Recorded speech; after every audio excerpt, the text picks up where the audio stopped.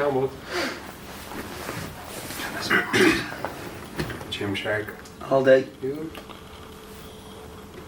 How do you come down for fight? I don't know what to do with my hands. You ever see that on Talladega Nights? His first interview.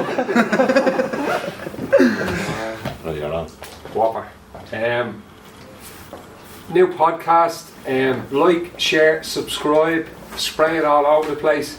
We're lucky today to have Coach Owen Roddy with us. Pleasure, as always. No worries. Coach Owen Roddy is just back from McGregor Porier. Yeah. Just ask you a couple of questions about that Do game. your thing, man, yeah. There's no show like a Conor show. Yeah, without a doubt. You can see that, like, no matter what, like, I think the pay-per-view stats came out there recently, did you see that? Yeah. And he's 6 out of 10 or something like that, 6 out of 10 of the top, and he's got the top 3 or 4, and then yeah, he is the biggest draw in combat sports, there's no doubt about it. And being involved in that camp with a few of the other lads, what's it like?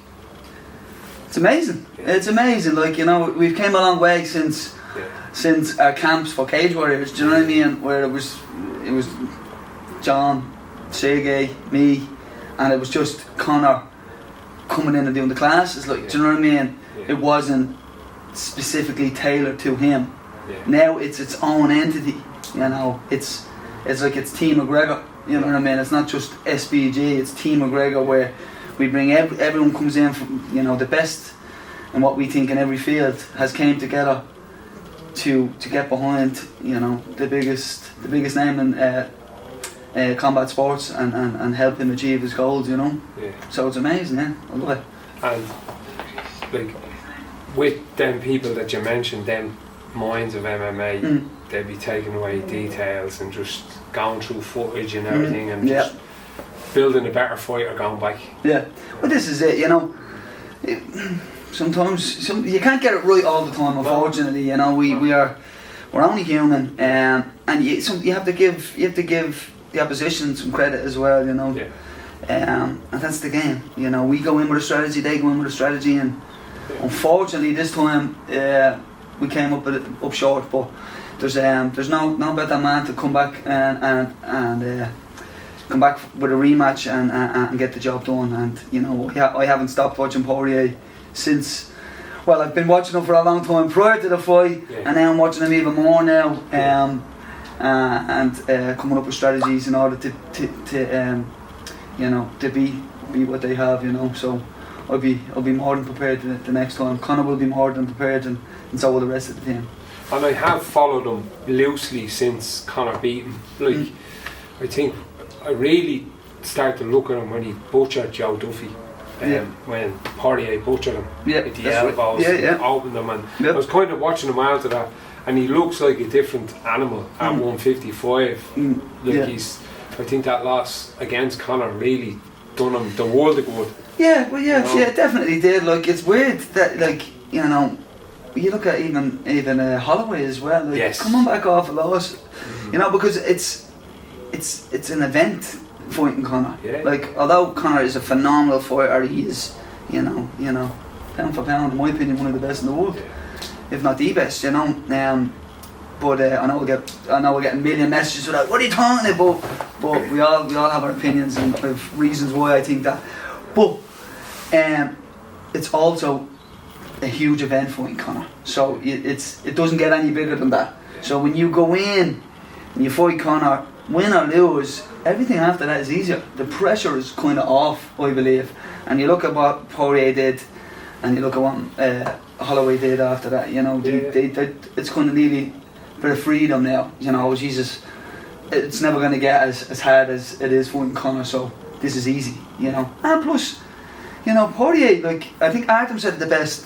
Porier was at the top of his game the first time before Conor. You know, it's just, you know, Conor is phenomenal, you know what I mean? And he took the loss, and you know, he went back into doing what he was doing, which was he went on another tear, and you know, we met again, and he got one up on us, and now it's 1-1, you know. And what you said there about, like, when Conor fighting, it's a spectacle, like a show. Like I get people messaging me. I'm an MMA fan. I watch KSW. I watch pro. I'll watch any MMA.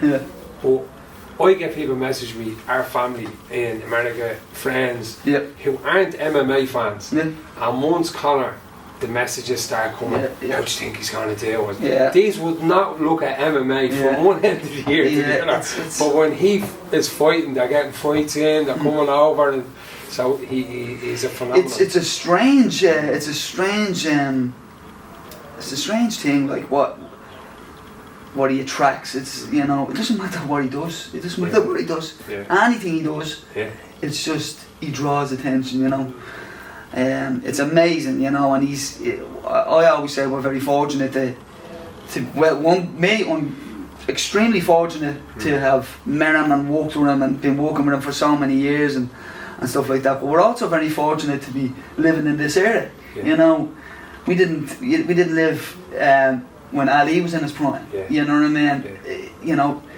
I was very young when Tyson was coming up, but same with for Irish people it was Italian 90 or USA 94 and stuff, when we had somebody to get behind, and we had something to get behind to lift us all, and for us all to enjoy, and there won't be another Conor McGregor. Not for a very, very long time.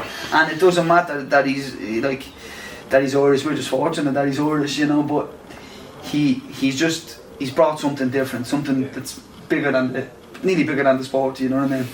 He's a unicorn. That's right. Yeah. I would have been involved in cycling, and at the time we had Sean Kelly and Stephen Roach. Stephen Roach won the Tour de France, the Giro, and the World Championships in 1 year. Whereas only one other person ever done that before. I remember getting out on my mountain bike hearing that. He was on the cornflakes boxes and all. I think he was like, I'm flying down the road. And Sean Kelly was ranked #1 cyclist in the world for 6 years on the bounce. 2 animals produced from Ireland, and people were saying, there'll be loads more Kellys and there'll be loads more Roaches. No, there won't. No, and there hasn't been. No. You know what I mean? They're unicorns. They come along every now and again, and you'd be grateful because there's no like that coming again. Yeah, it's going to be another 100 years before we see anything like it. Yeah, and it's mad because Stephen Roach, I would have heard more. Like, I'm not a big cycling fan, but everyone knows the name Stephen Roach, and even Sean Kelly to an extent. But for me, I think when I was growing up, Stephen Roach was the name, and that was it. He was racing with the Tour de France. Everyone was out, right, we're going to race around. We're going to race around the block like that, bleeding and burst tyres and all flying down the road, But it captivates you, you know what I mean? The nation and the world gets behind you, and that's what happens when Conor fights. Everyone tunes in, you know. It's amazing. So, getting back to you. So you grew up in Ballymun. I did, Ballymun, and I did a podcast with Andy last week, and how did you get in contact? They were down in cholesterol. So it was mad stuff. I don't know. So I was looking. I was handed UFC.While on a VHS, and I seen it. And my brother's mate says, "Here, look, gave it to my brother. Have a look at this. It's actual real fighting. It's not wrestling." And I was like, "Give me a look at that. I don't believe this." And I think it was about 16 at the time. And I looked at it, and there was Hoist Gracie in a white karate suit, killing everybody and strangling people. And I was like, "Oh my God, this is real." I was like, "Where can I learn to do this?" So I opened up the Herald, street defence, all these mad ads. If you remember back in the end of the paper, start ringing. We'll show you how to do this and do that, and straight off the bat that this is bullshit. And I was a bit disheartened. I was like, I can't find it. And I'm walking through the comp, me secondary school. I'm 17. I'm in my final year, and there's this stocky fella armbarring the kids, and I'm like, what? So what's that? So I opened up the library. I was like, that's that cage fighting, isn't it? And it was Andy Ryan. He was like, yeah, it is. I was like, where do you do it? He says, I've been looking to learn to do that. And he's like, I do it down in Colchester. I was like, well, can I join, or how do you join? And he says, come down on Saturday. So onto my mountain bike Saturday morning, threw a bag on my back, went down, walked into the little judo gym in Colchester, and I can still smell it. You can still smell like DP, Tiger Man or Toy Oil, you know, it's just a, you know, a hard working kind of, you know, dingy gym. And Andy Ryan was there, Dave Roach, John Kavanagh, Dave Jones, Peter Donnelly, John Donnelly, a couple of others there, and they were all just killing each other, to be totally honest. And I remember even looking and I was like, oh, this is deadly, like they're actually doing cage fighting in MMA. And I even seen John there, and I was like trying to get matched up with John, because John was the smallest, and I was like, I'd probably be able to handle that fella, you know what I mean? And I was like, can I match? And John was like, no, I'm going to work with these guys. And then I was watching John, and he was fucking going through everybody. He was like, he was the man on the ground. And then Roach, he was unbelievable at, you know, MMA and just being nasty. Jones was really good at leg locks. And he was amazing at the throws and at the clinch and stuff. And that was the beginning of it all, you know. When I was 17, I was at the been looking for it for a while. I think it was 17 when he ended up finding Andy and meeting everybody there. And we were there for, I think it was a couple of months. So it seemed like forever because it was just learning so much. So I was there for a couple of months, and then it closed or shut down for whatever reason. And Andy wasn't doing that, and then I was talking to Dave, because Dave is from Ballymun as well, and Dave used to, after the training session and Andy's, Dave was like, do you want to come down to my shed? I have a shed on the 4 stories in Saloke. And I was like, yeah, and Dave would bring me down and just bash me. He'd have me up against the wall, fish hooking me and punching me in the face, like, this is what you do, and you need him in the sternum, or you know, he was just a nasty fucker. Now, not intentionally hunting me, but just showing me the ropes of going home with black eyes and thinking this is the best thing ever. And then Dave was like, well, I go into John's in Fitzroy. He's got a little shed in Fitzroy, so you can come in here. And I started training in John's as well. And I stuck with John because Andy's was closed for a while, and then he reopened the Fingless. He used to come to Andy's on a Saturday, and yeah, so it was the beginning of it all. And as you said, that group of people, that's the Irish lineage. Everyone, every single person, except for the couple of guys from the north, you know, Rodney and Davy Patterson and Tom Lamont and stuff like that. This was the, you know, down south, that was the hub where everyone branched out from. You know, you don't know MMA if you didn't go through them at that time. You know.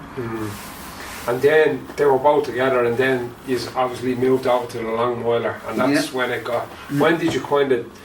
When did you, from 17 years of age, when did you say, Jason, I want to take a few fights here and I'm going to go for this? Because it was like Wild West. Yeah. It wasn't long. It was like, I think it was 8 or 9 months. I was like, because like I wasn't the best in the gym, but I was catching. I was making leaps and bounds because I'm an addictive personality, you know, and you know, thank God I got addicted to MMA and nothing else, because I was out in John's every day I could, and I couldn't quite afford it. It was like, I think it was only a $5 a session. We didn't have it, so I was like, I don't really have it today. And he's like, I've got, I'll give you a call. And he gave me a call one day. He said, look, I tell you what, you clean the mats every week for me, and you can train for free. I was like, no problem. And then I trained every day. Any training session I was allowed to go to, I was at. And I started catching up. I was like, I'm gonna surpass all of this, you know what I mean? And I was a young kid, like what I'm looking at now, and the likes of Max and all that hunger, it's that like, you might be better than me now, but I'm doing 3 sessions a day when you're doing 3 sessions a week. I'm gonna eventually catch it. And I think it was after, I think it was less than a year, and I got my blue belt. And I was like, because I was putting those hours in. And then within a year, I think I had a fight up north, and that was it. I was like, I'm gonna do this. I'm gonna get a fight in the UFC, and I'm gonna get a gaff. And that was it. That was the game plan, you know. And got the gaff, just didn't get the UFC. But you spoke about something there, and I talk with my son. I'm not his coach, and I know sport, and I've been around different sports. Well, you are his coach. You were his number 1 coach. Do you know what I mean? Well, when you think about it, and I try and guide him to the best guys. You know what I mean? I'm like, listen, I think you should go here. It's a good culture there, or whatever. And he's kind of blessed in a way that he has yourself, he has Sergey, he has Collie down at Dublin Combat Academy, there's a strength and conditioning with Philly McMahon, there's good solid people around him, and over in John's as well, he's good solid people around him, but that culture that you talked about, like you came through when it was a bit the Wild West, but nothing has really changed from then to now. It gets spoken about, there's no such thing as talent. There isn't. No. And it's I see the lads that are putting in serious hours on the quiet. They might post on Instagram, but like them youngsters are animals. Yeah. And God forbid the people that they grab a hold of, they go, who is your man? Yeah, You know, it's mad. these No, I don't know. fellas are coming. Like you, they're just hungry and they're obsessed and they just want to be good at everything. Yeah, and the beauty is we've made all the mistakes. Like, you know, I always say, even say this to my own kids, it's like I try and get them to understand why you go to a teacher or a coach or something. Yeah. Because the reason is it cuts your learning curve in half, you know. Yeah. So we will figure everything out ourselves eventually. If we go alone, we'll figure it out, it's just going to take a lot longer. Yeah. But if you want to do it quickly, you go to somebody that's done it before. Yeah. And they will give you the shortcuts. Yeah. You know, you don't do it that way, because I've done it that way for 10 years and I figured out after 10 years of mistakes that this is a better way to do it. So, you know, it is important that you surround yourself with whatever industry you get into, you find a mentor, you find a coach, because then the goal is, and I look at it now, like, guys are better fighters, technically better fighters than me. My guys are now, whatever they do. And if they weren't, then it's a mistake from me, because if I didn't give them all and give them shortcuts, they wouldn't have been able to surpass me, and then so on and so forth. We make the mistakes, we give the next generation the shortcuts, and then they develop, and then they make the mistakes from the new game, they pass on the shortcuts to the next generation, you know. So that's my opinion. And the culture in your gym here, and Corta kind of had Corta on the podcast as well, and he kind of, it was probably a throwaway remark by him, but it kind of left an impression on Max when he said it, and listening to it, it's like, you need to train with people that you can batter, that batter you, and that you can hang with. Yeah. And that's it, under the guidance of a good coach, or coaches. That's about it. And it's not that difficult, but there's a few things that are difficult. It's very difficult to go in. I mean, we're talking about this with the elite team here, and it's difficult to go in knowing that somebody's better than you, and know you're going to lose. You know what I mean? And especially in the sport that we're in, I was saying to my pros and stuff that, you know, it's neat. You take it personal when it's MMA or when it's combat sports, because it hits your ego a little bit more. Like, you know, if we're playing tennis one-on-one and I lose a game, I'm not going to go home and say, that fucking scumbag. Like, I might be disappointed and I want to win because I'm competitive, but there's something personal about being beat in a physical, you know, physical confrontation. And I'm trying to tell the guys that you don't take it personal, and don't take it home with you. Don't treat it as a fight. We're in here competing, so it's a competition, it's not a fight. You know what I mean? And as soon as you start changing that wording, I think you'll develop a little bit more, and instead of going home emotional and giving out about it, you'll go home and look at a new strategy. Okay, like I'm saying, that calf kick was landing on Conor.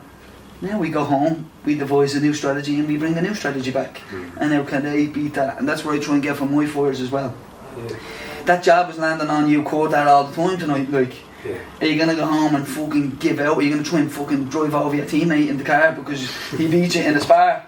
Or are you going to go home and go, okay, like, I know for me, if any time I was beating anything, I was home that night and I was on, we didn't have YouTube in the early days, but I had instructionals, I was getting them off anyone, you know what I mean? Or I was going in and John would have loads of instructionals. It was like, oh yeah, I keep getting tapped out with something, have you got an instructional, or you know what I mean? So I'd have a load of, or anytime there was a seminar, there would be an instructional DVD, I'd take that, give me that. And if I was caught with something that week, I was like, I'm not going to get caught with that again. Or if I am caught with it again, it's going to take you, if it took you 30 seconds to catch me the first time, it's definitely going to take you a minute the next time. Yeah. And then that was how I set my goals, you know what I mean? So this is it, you know. And even talking to numerous lads from different gyms, you talked about spars getting, some night it's not your night, you know what I mean? And talking to lads, and they'd be fucking bawling their eyes out in their cars after leaving. But that's Kurt Dad was one of them. Kurt Dad talked about it to him. He left the mat, and he said, I was like, where do you go? I followed him into the gym. I said, what are you doing? Not doing it. Just a bit battered in there tonight. You can see he was nearly well enough. I was like, fucking in and finished it. Saying to me, I remember fighting, getting ready for I was getting ready to fight Ben Davis. And Ben Davis was on the tear at the time. He was knocking everyone out, and he was knocking people out with like murking them. Like it wasn't like knocked them to the ground and hit them a few times. It was like stiff knockout, and the guys like and like he was my weight, and I was like, oh fuck, we're gonna cross paths eventually, like, you know what I mean? And I remember one night I was killing myself training. I was in John's. I still had my own gym across the way there, and I'd spar in John's in the morning. I'd teach a class, I'd do the other training session with John, and then I'd come over to mine that night and spar again. I was like sparring 14 times a week, like a fucking idiot. Like. And I remember one Thursday night I got boxed around in here, and I was like, I went home. I was talking to Kelly, no pity from her. She was like, would you ever fucking stop? And I was sitting there, and me calf locked on my left leg, and I was like locked it up, then my hip locked, and I was like, and I was lying on the ground. Then the same thing happened on the other leg, and I'm lying on the ground, I was crying. I was like, this is not worth it, like. And she's like, come on, get up, will you, for fuck's sake, come on, you'll be grand, like, you have 2 or 3 weeks left and you'll do it, like. And it was a disaster, but you know, I got through that night, and I went in, and the fight was you know, I don't want to say it was relatively easy, but my strategy got me to the win quickly, you know what I mean? And it was because of those, it was because of coming through those nights where you go home and you cry and you feel like it was the worst night ever, but you still got through it, you know what I mean? And any decent athlete, like, that feels that way, that's a good thing, because you're emotionally invested. Yeah. If you're like, fuck, I got battered, you know what, it's probably not for you. Yeah. You probably need to just jump in with people like me in the hobbyist class, you know what I mean? And rather than fucking like getting better round and just like not being emotionally invested. It's probably not, you know what I mean? If it's not your be all and end all, well, like, if you're a fighter, if you're a fighter and you're doing it, there's a place for everyone. Exactly, there's a place for everyone. And people come down and want to just spar and move around a little bit, and that's all right, you know, because this is not their bread and butter. But if it's your bread and butter, you're all in. And if you don't love it, and if you're not, you know, if you're not emotional after you lose a round or two, there's something wrong. But it's, you never let that emotion consume you. You know, I'll get emotional on a loss. You know, I used to give myself 2 weeks. And say 2 weeks, you can be a little bitch for 2 weeks, and you can cry and blame everybody, and after that, it's back on the horse. You know what I mean? Because it is what it is. You know what I mean? It's time to figure out where you went wrong and go again. You know. And we need that happiness and sadness as people. People kind of want to run towards happiness all the time and chase just happiness, but we need sadness because it balances both. Yeah, exactly. You know I mean, would you know you were happy if you were happy all the time? There has to be a comparison, doesn't it? You know, there has to be the lowest of the lowest so that you can really feel the highest of the highest. Do you know what I mean? And if we were all feeling 100% all the time, it would just become, you know what I mean? The same. And if you were, depressed all the time, it would become the same. There needs to be ups and downs, you know, because then you have something to strive for. You know what I mean? No, and I know most of the lads, and I train with most of the lads down here pre-lockdown, and grapple with them, and they're all in and around my weight or a bit lighter. Yeah, with a small, with a a 70 kilo and under. Yeah, yeah. You know, there's yeah. a lot of 70 kilos and under. Yeah, yeah. It's the lightweights. You know, I keep it that way so that when I put on a little bit of weight, so we can use a little bit of weight to hold the boys down. But even at that now, can't do it anymore. I just call time every time I'm in a bad position now. Or play the old black belt trick. Hold on, just let me show you how you finish that properly. Oh, there's the round, sorry, it's grand. Won't roll with you again now, see you later. Yeah. But they're all hungry, Yeah. you know. They're all like good amateurs or starting out into the amateurs or amateurs leaving going into the pros. Yeah, yeah. And they're all invested. Yeah. They're all tough. Yeah. They're all scrappers, and it's great to see so many of them coming through at the same time. Like some really exciting times. Yeah, and for me, I'm so happy with how the team, and I'm still like I'm coaching a very long time. Like I coached in John's for many years, and then I've been coaching my own guys for a long time, but I never 100% gave them all the time, like, you know, because I had to survive. I had to provide for my family and stuff. So I was working and getting paid in John's and stuff like that. And you know, once I took up this gym here, now it's coming on 3 years now here, and I said I'm going to make the leap. And it was a big risk, but there's no rewards without risk. I said, John, I have to finish up coaching over here and in your spot, and I'm going to go 100% on mine. And John was like, I understand completely, Owen, it's hard to juggle it all, and you've got your kids, and coming across the city, it's hard every day. He wanted me to stay, and he was like, but if if we can keep you here, what would it take, and blah blah blah. But just unfortunately, I needed to do this for myself. And within the 3 years now, we've got our first UFC fight, Ian Barry. We've had multiple fighters on Bellator. We've got. I was looking at it, and I'm trying to reinforce this, because there's a thing that I don't know whether it's Irish people or whether it's people from council estates or stuff like that, or people from slightly disadvantaged areas. It's hard to give them that belief. Like they look at everybody else and they're like, yeah, but he's done that because of this or because of that. And I'm like, no, we can all do it. Like we've got junior world champions here. I've got senior world champions here, amateur world champions. I've got Brazilian Jiu-Jitsu world champions here. I've got UFC fighters, Bellator fighters, high level pros.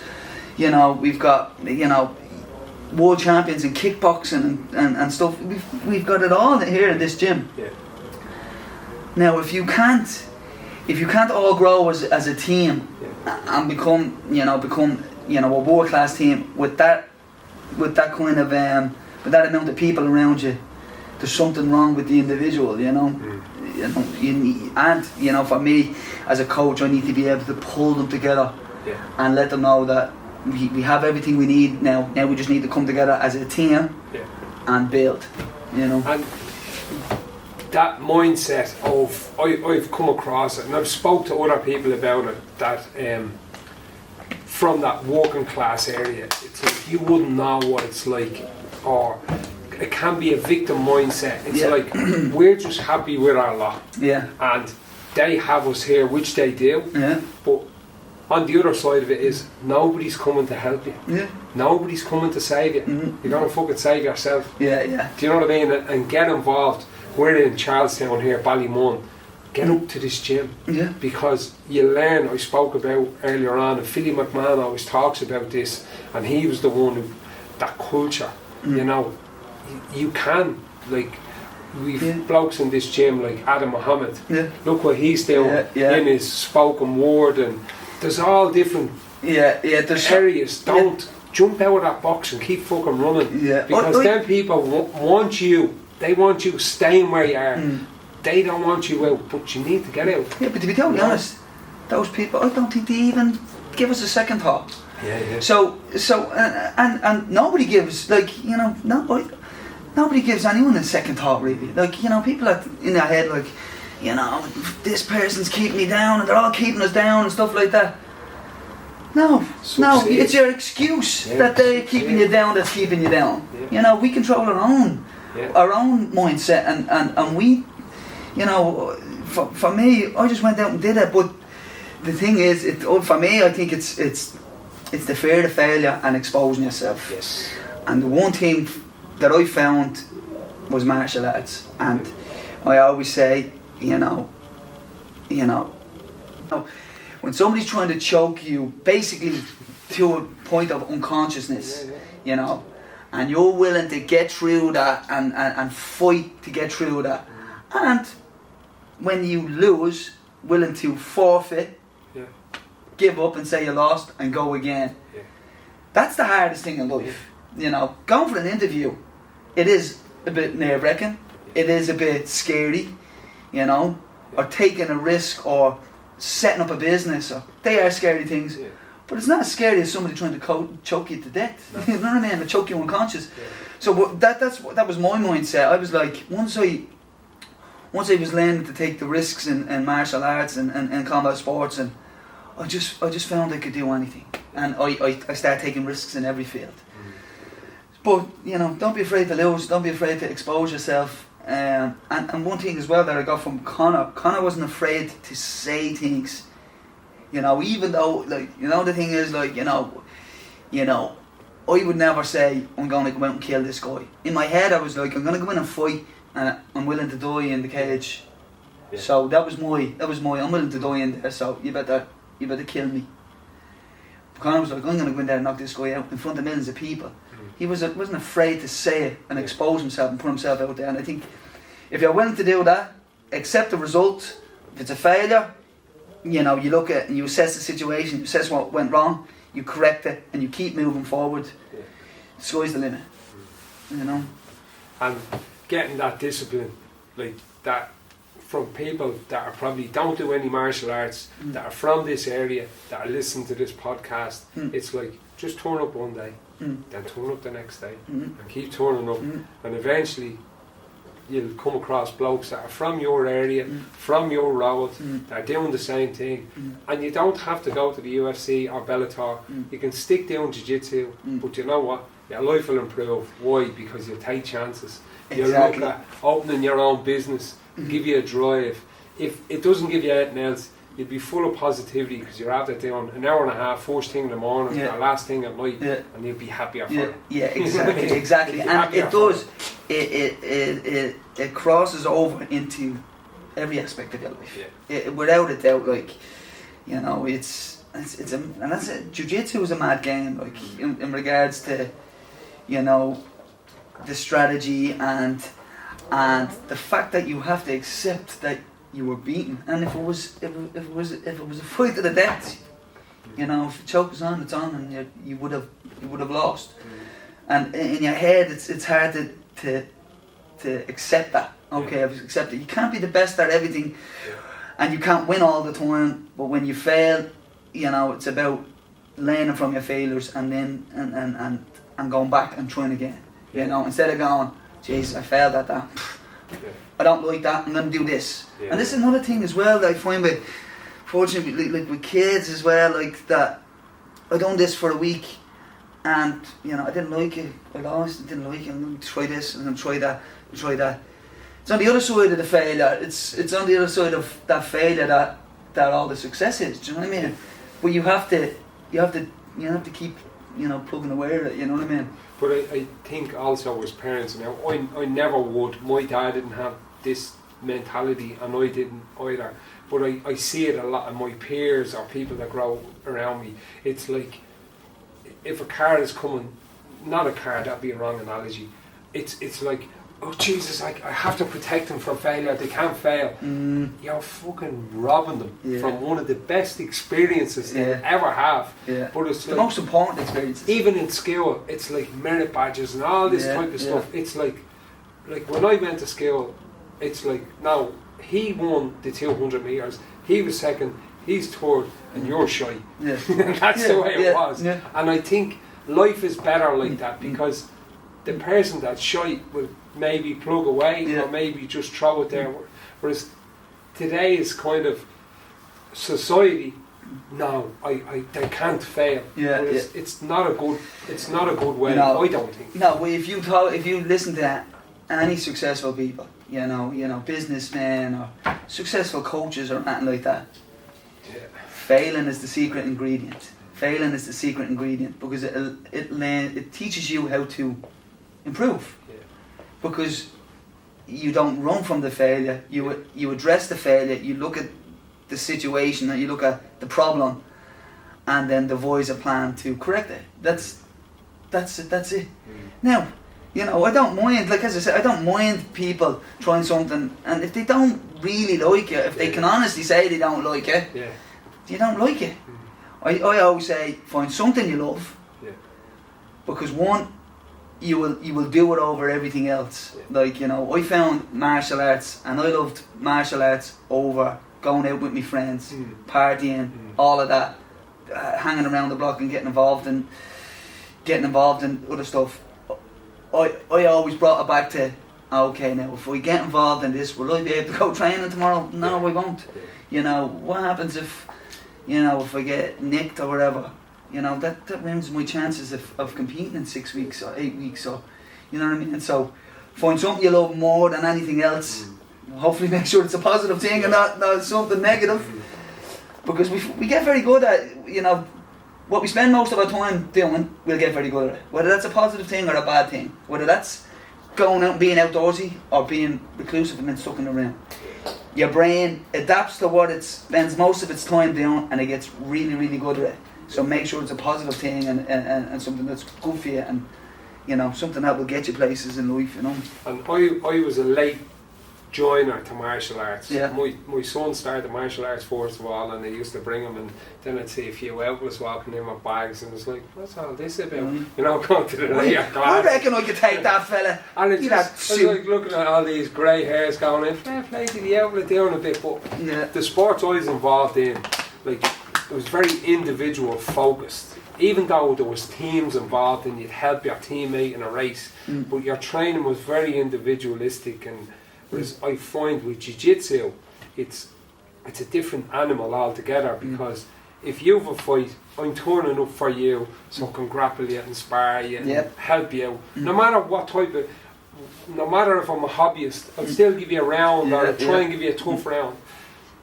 And then if I'm an athlete and I'm fighting in 12 weeks, you're turning up because you're in my weight class and you're giving it to me. So we're thinking of each other. Whereas that's where I think for somebody coming in from a different area or a middle class area or a working class area that are not used to, straight away martial arts teaches you teamwork, then a bit of communication. I have to talk to you. What time are you going to be at the gym at? Do you know what I mean? So it opens up your circle a bit. Do you know what I mean? Most people that do martial arts are not like, oh, I fucking hate this and this is a lot of bollocks. They're positive. They're go-getters. They're risk takers. They have their own businesses. They work for themselves. So it's a multitude of things. You know what I mean? It makes the world a lot. It opens the world to you. You know. So you know, as I said, I'm from Ballymun, and when I started going out to John's, I just met. I was friends with people that I would never be friends with in my life. Never, not that I wouldn't want to be. I would just never get the chance to be friends. Like, I didn't go to college. I drove a forklift. I was planning on going to college, and I was like, nah, I need the money. I need to get paid. So I just took up a job driving a forklift, and I was doing that, and then training, you know, immediately after that. And then you have, you know, young lads that are, you know, going to college and you know, very smart and in this side, and from, you know, more upper class areas. And then you had, you know, people from different countries, and then you had older people that, you know, give you some wise words, and younger guys that you were, you know, trying to help out a little bit. And it was just, you know, it was a picture of the world, you know what I mean, just in a small gym, you know what I mean, where I still know lots of people that, you know, haven't left Ballymun and haven't got out of that kind of mindset, you know.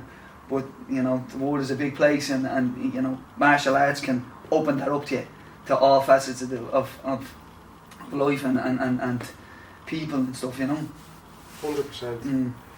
So you're involved. You have a few.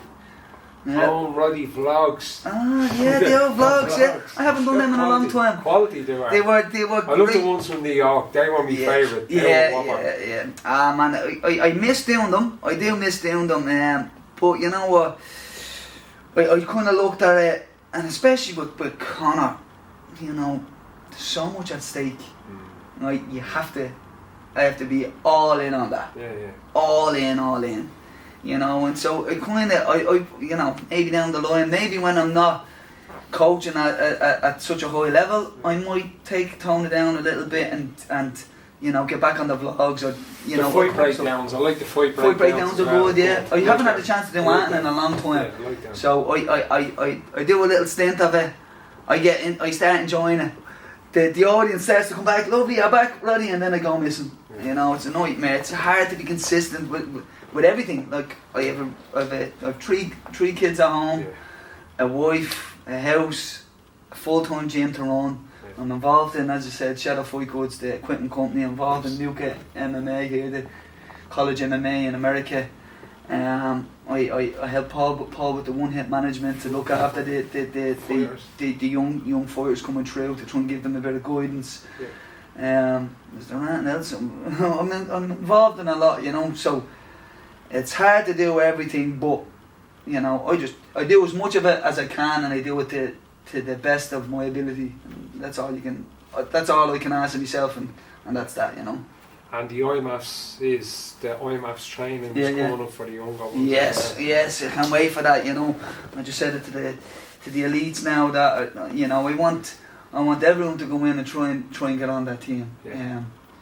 You know, what a better way to represent your country, you know what I mean? Imagine, I represented my country when fighting as a pro, I suppose, because I fought international fighters and you know, they brought guys over from America for me to fight, and I fought around Europe and stuff like that. But to wear an Irish flag on your rash guard and on your shorts, and to go out there and be the representative of our nation. I mean, I'm already getting goosebumps thinking. And I have junior world championships, junior world champions, and senior, you know, world champions, and silver medalists, and loads of, so many medals here representing our country. I want now the next group of guys to come in and get on that team and go over there and represent and showcase our ability to the world. You know, can't wait for it.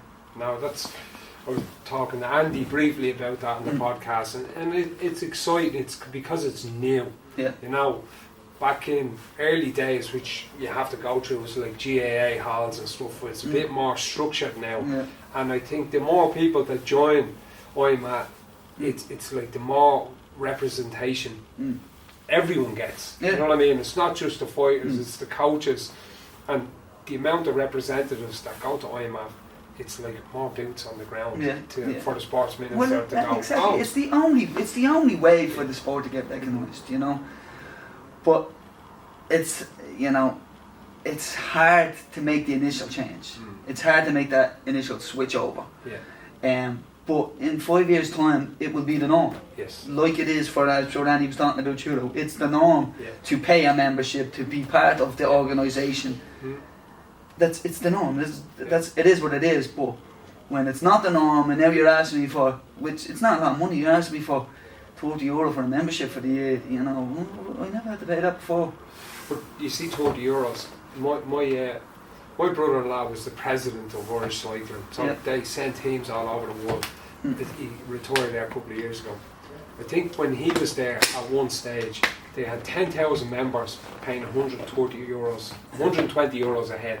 So they pay €120 for just membership. Now they get a bit of insurance in that as well. Buy 10,000, and then they have their young up and coming cyclists who are very good. They get grants out of that, and they get sent here and sent on training camps and stuff like that. So it's about the youth. It's about who's coming behind us. Not having the mentality like damn bleeding coaches and that, you know.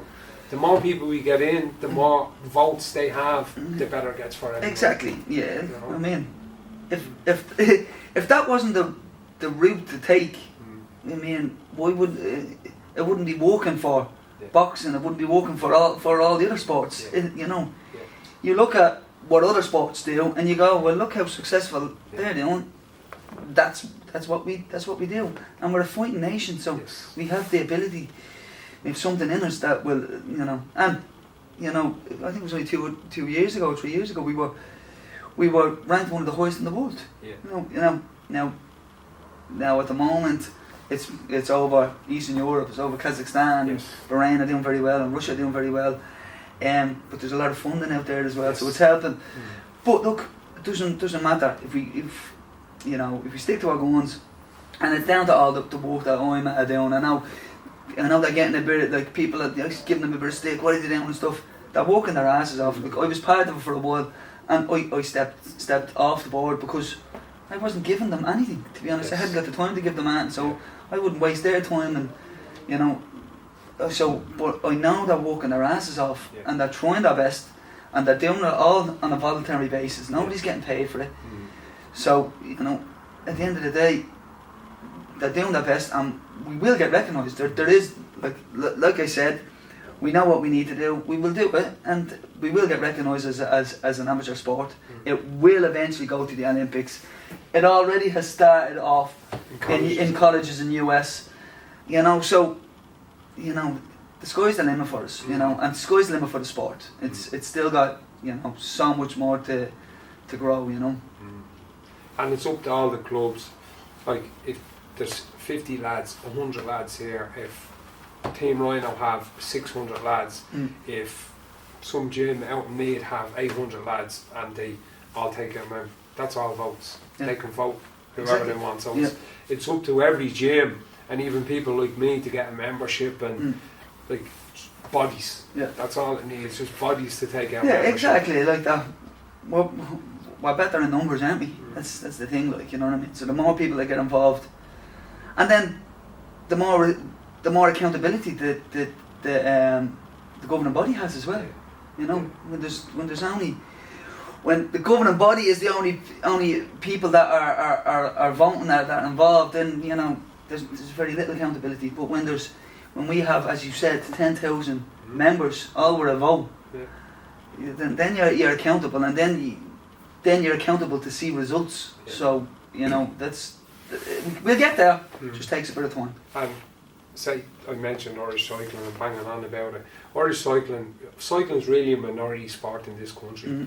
MMA is the fastest growing sport in this country, in the world. So we should and we will be up in Abbottstown. I might say it. I might say it. Do you know what I mean? We will say Centres of excellence, and because Irish cycling is getting an indoor track built up there, as they should. Do you know what I mean? They're getting an indoor track. Has, I don't know whether we still have it running, but like a free cycling club. We have a free cycling club in Ballymun. Dino Scurry set up. I had a meeting here with Billy. We've got like 15, 20 bikes. Look, bikes, good bikes, I've seen them. Top of the range bikes. Not little steel wheels, but now bleeding tubes like I used to cycle on. You know, so. But with the bodies comes that kind of voting power and that clout. Yeah, exactly. Like if we're all, I'm not joining that because he's in that and he's in that. Do you know what? We need to just get in, and then you have a vote. And the more people that are in there, they can vote for whoever they want to do whatever they want. You just have to look at the GAA and you have to follow that model. It's an amateur sport. And, you know, if you mess with the GAA, and it doesn't matter who you are, whether even politicians can't mess with the GAA because they have voting power. They have voting power, and but it's down to all the hard work as well, you know, and you know their infrastructure. And I do go down and watch some of the clubs and look at how they train the kids and all. It reminds me of college sports in America. It's as close to college sports. You know, it's a community, and it's a huge community. And they all stick together and they all look out for each other. And it's about trying to get MMA, you know, somewhere close to that, you know. And they're like the club out by me, Ashbourne, Donamore. Like Max used to play for them for a good few years, and it's like a little centre of excellence. But they start them at 8, and they're like, we've 40 kids there. We probably have 12 players. You know what I mean? And they keep rocking them through and putting the time into everyone, and they do get out the other side of it. You know what I mean? It's like Kickham's. Yes. Same again. The Kickham's has a phenomenal for such a small, like they're a small team, but what they produce is something else. You know what I mean? And the same again. There's down like, and the amount of them on the Dublin panel. Yeah. Like for such a small team. Yeah. No, it's mad, but it's down to all the hard work, coaches and stuff as well. Like but yeah. So this is it. Like we just for amateur MMA, it's still early days. There's always going to be a little bit of resistance. Yeah. But no matter how much resistance there is, I'm just going to keep pushing forward, and amateur MMA is going to keep pushing forward, and we will get recognised, and it's going to be good for the sport. Yeah. No, it's exciting. I was listening to Andy and I was talking to Andy, and it's exciting times ahead. You know what I mean? When you hear everyone kind of how they're rolling in, and with like. I look at other countries as well in all sports and see how they do it. You mentioned Kazakhstan and the Russians. The Russians have doctors. They have Olympic wrestlers in there, Olympic boxers training them, and they're throwing money at the sport. Because when you see sports like, even though I think it's great that BMX is in the Olympics, I like BMX as whopper racing, but when you see sports like that going into the Olympics, it's like if you were aged in this country between 13 to 17 or 18 at the moment, there's a very good chance you could be an Olympian through MMA. Very good chance. Whatever do. When you think of it like that, you know what I mean? And like even like as you say, we have to tip our cap to the amateurs that have went over there and medalled. Like, if it was any other sport, there'd be parades, there'd be like all over the news. Look at how well this kid when he went over the World Championships and got a gold medal, like, you know what I mean? It's just that it's not recognised yet. But you'll go down in history. Sarah out of this gym, world champion. First ever female junior world champion. Nobody can ever take that. And I was a world champion. And we have Zara as well. She was the same year, world champion. Conor was a silver medalist in the juniors that year, and we medalled a good bit. The team medalled a good bit there, and that's it.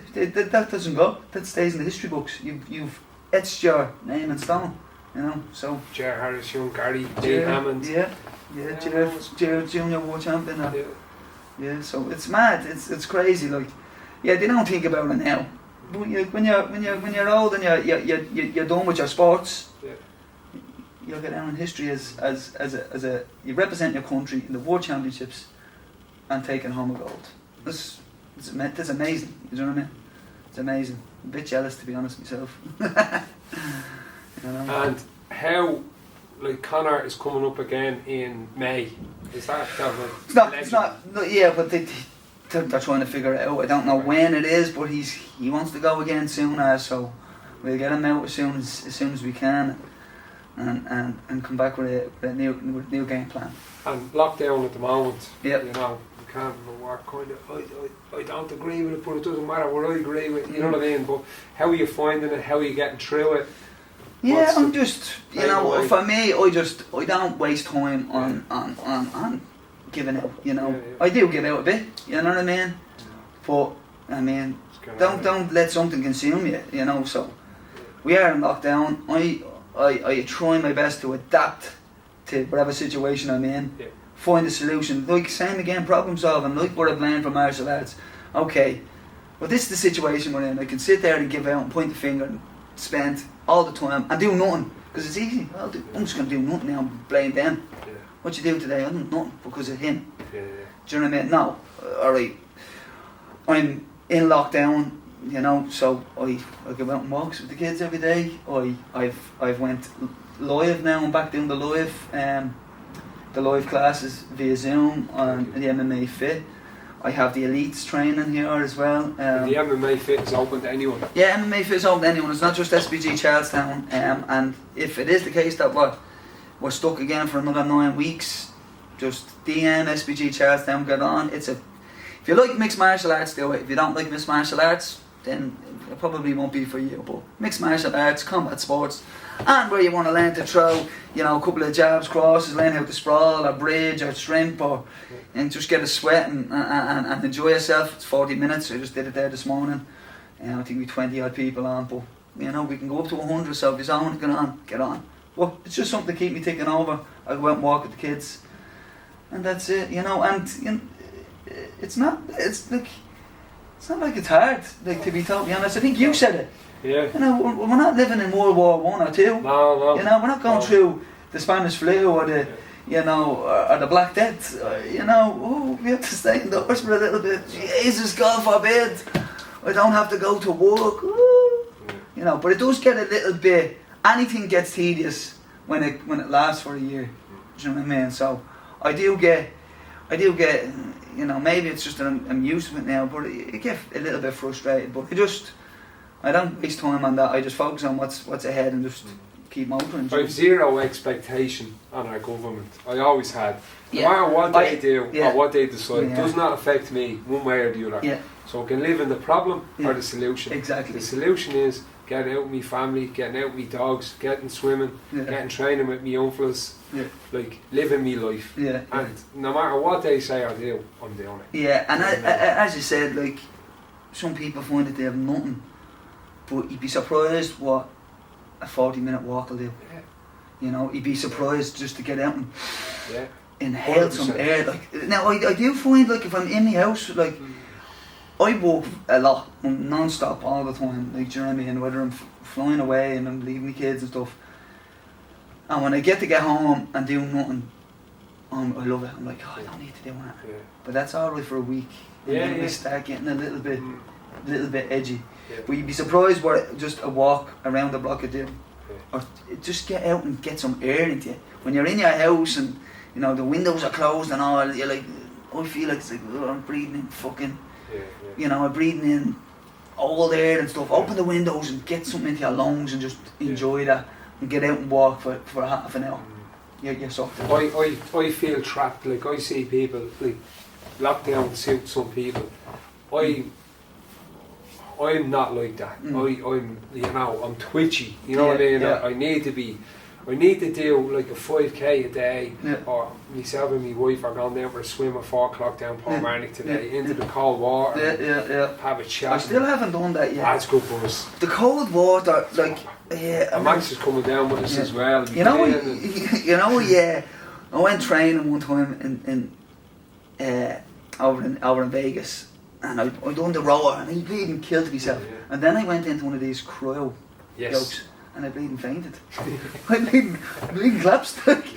So, and I was like figuring it out, and I was with the doc and Colin, and the doc was like, that's called a vagal reaction. So basically what happens is, because of the cold, like the cold is slows your heart, but it slows your heart rate down to a point that you get dizzy and collapse.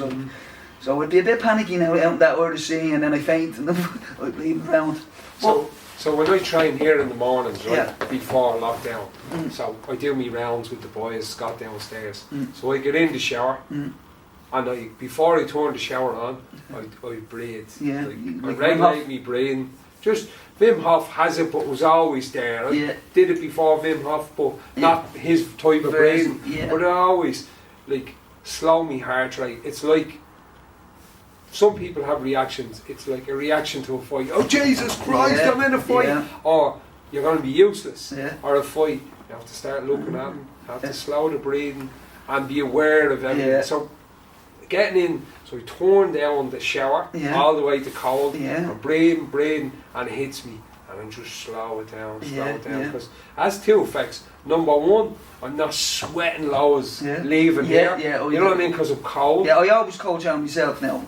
And it has that, but the sea is the same. Like, I get in up to my knees, and if there's no one around, it's like this primal roar out of me. You know what I mean? That's what I do. Let it out, and then in and put my shoulders underneath. Stay in there for about 3 to 5 minutes, just breathing, looking at Ireland's Eye or the Metallo. Whopper. And breathing. So I was listening to the podcast, I forget who Joe Rogan had, I forget the guy's name, but I got the book. It's called Breathe. Yes. And how you breathe and breathing for certain reasons, and an amazing book, you know. And I love the Wim Hof breathing. I love doing like 4 rounds. I don't do it all the time. Now, when I was in camp, I did it nearly every single day. Yeah. But when I was in Portugal and when we went to Abu Dhabi and Dubai, I did it every single day for 25 minutes. I think it was 4 rounds. and there's no better. I was nearly tripping. Eyes are closed and seeing the colours and stuff like that. Loved it. But when it's done, just that sense of just feel amazing after. Feel amazing after. But there's so many different ways to breathe and stuff like that.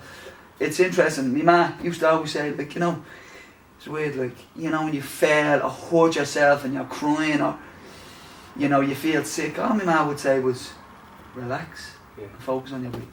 That was it. Just focus on your breathing. Breathe in through your nose and out through your mouth. That simple bit of advice can get you through everything. Whether you're in a state over you can't pay your mortgage, whether you're in a state over you're fighting or you're doing an interview or whatever has you nervous, if you breathe for 15 minutes and just relax and focus on the breathing, changes your mindset as well, changes your train of thought. I looked at a TED podcast, a TED X-Talk. An X-Talk. Yeah. I'll have to find it, I'll send it to you, but basically what happens when you start to get into a state of panic and your breathing goes all over the place, basically it turns off your frontal lobe and it turns you back into your primal instinct, which is fight or flight. So your logical thinking is gone. So, you need a couple of minutes of controlled circular breathing in through your nose and out through your mouth to get that switch back on. You know what I mean? So when you're in a state, you'll be stuck in a state because you're not breathing and your brain is switched off. Your conscious thought, your rational thinking is gone. Do you know what I mean? So breathing is all we need. There was a cyclist years ago. He won the Tour de France 5 times. His name was Miguel Indurain. This was 94 maybe, and I remember reading. I get these bits of information, I read them and I go with them, and they had developed this. Now he was on every type of juice known to man as well. You know what I mean? But so was everybody else. So was everyone else. But they were talking about this. That's only a factor if you're the only one doing it. Everyone was doing it, so he still would have won anyway. But they had, which is unusual to see in a cyclist, he always used to have this little punch of a belly. He's probably 6% body fat, 7% body fat. Right. He always had this little punch of a belly, and I was reading, and he was talking about, Miguel really focuses on this belly breathing. Okay. I was like, in the 90s, what's that? You know what I mean? It's hard to get information back then, but they had developed this way of breathing. He had a massive lung capacity, but he used to breathe that Wim Hof breathing. It wasn't called that at the time, but that belly breathing all the way down and slowing down that heart rate. It's like if both of us are going up a mountain and you start attacking me, I'm like, oh fucking Roddy's attacking, and instead of just keep riding to the cadence, deep breathing, deep breathing. Yeah, you might get 10 or 15 metres on me, but I'll just bleed and hold you to that. Get me breathing right, and just come back as you inch by inch by inch by focusing on me breathing. If we're in the cage and you're putting it on me and I start flapping and panicking all over the place, you put it on me more. Whereas if I move around and get me breathing focused now, is a little bit, you know what I mean? Sometimes blokes can just be better than you, but it goes a long way. It's calm in the chaos, And then I've I've absorbed what you've thrown at me, and then you're getting mine now. Do you know what I mean? Exactly. No, it's and that book, I'll get it to you. Breathe. It's an amazing book because he talks about that and how you breathe properly, and even talks about like mouth breathing through your mouth, which is pretty bad for you. And, you get sleep apnea when you breathe with your mouth open as you sleep, and basically you're trying to get used to. I wouldn't be able to explain it the way the guy does, but being able to cope with CO2, that's a huge thing. And if you're panting, you're not getting your breaths in properly and you're not dealing with the CO2 properly. But if you keep your mouth closed and breathe through your nose, and I've done this for a while, trying to do the rower, it's very hard when you max out. It's very, very hard, but it's just staying in a constant state of control and getting your breaths in. Just getting the breaths in instead of panicking. Just stay in the breath, and just keep going, And breathing with regard to sport, or in a panic situation, breathing with regard to sport, if we're doing 10 intervals, after 5, who's winning? The person who's recovering better. So by breathing, your heart rate is plummeting a bit quicker by breathing properly. So it's whoever has them. Everyone's always great for the first few, but it's when you really get into it from 5 on, that's where the breathing and the heart rate dropping and stuff, that's where it kind of becomes really important. Yeah, exactly. And you know, as I said, like what I was saying on that TEDx, when you get into that state of panic and you lose control of your breathing, and it's basically what will happen. You lose control of your breathing, and then your heart rate will get erratic, and then frontal lobes will turn off. And you know, people will need to watch the TED talk, because I'm not doing it any justice. But the frontal lobes turn off, and then you're not thinking straight. You know, you're just you fight or flight.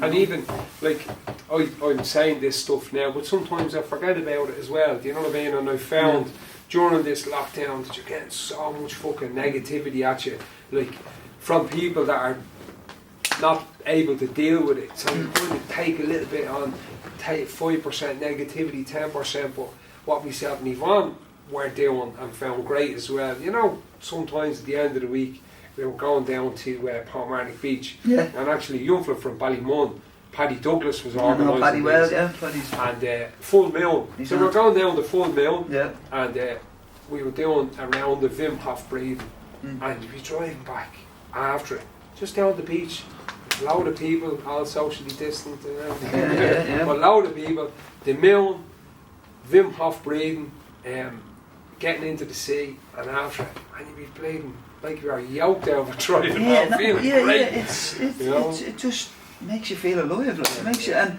it also it clears your mind from all sorts of negativity and all. It's like you reset. You know, it's the same. That's I think that was a better example of when I was doing it. It was like I just feel great, but I feel clear. You know, I'm clear of you know, worried about, you know, training or, you know, camp or anything like that, because we are worried about everything. You know, but once you do it, you give yourself 15, 20 minutes, and then you're clear. Clear train of thought, you know. So Matt, all you need, as you say, all you need to do is just breathe. And eat ham sandwiches. So we're going to wrap it up at that.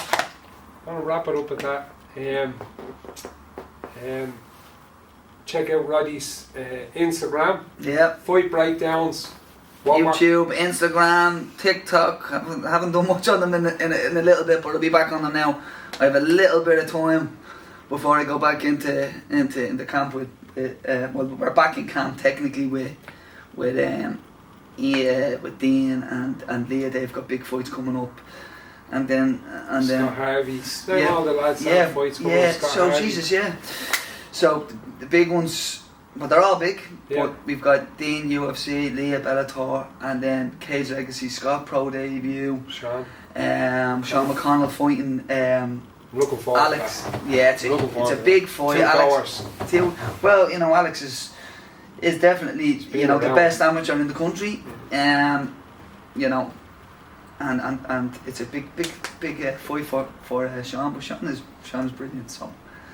You know, it's just who gets off with that game plan first. So the whole team, I can't go through it, but the whole team is pretty much on the Cage Legacy card. So I'll be back on the breakdowns probably in the next week or two. And yes, just taking over with Nuka and Shadow Fight Goods, the equipment company. We've got boxing gloves coming out soon. Thank God. Been a year in development, and we finished the design. They're all ready to go. They're being shipped, so they'll be here in probably the end of March, so delighted with that as well. So all the lads are raving about the ham wraps. The hybrid wraps, so they're a little bit better than, well, they're a lot better than normal hand wraps. They act like gauze and tape, you know, so if you're not fortunate enough to have a cut man do gauze and tape every time you hit pads or spar, well then these are a great replicator for that, you know, so trying to keep ticking over. Give Coach Owen Roddy a follow on Instagram. Hip Fight Management, Shadow Fight Goods, Nuka. Get on it. Cheers. Appreciate it. Yep. Always a pleasure. Bye-bye.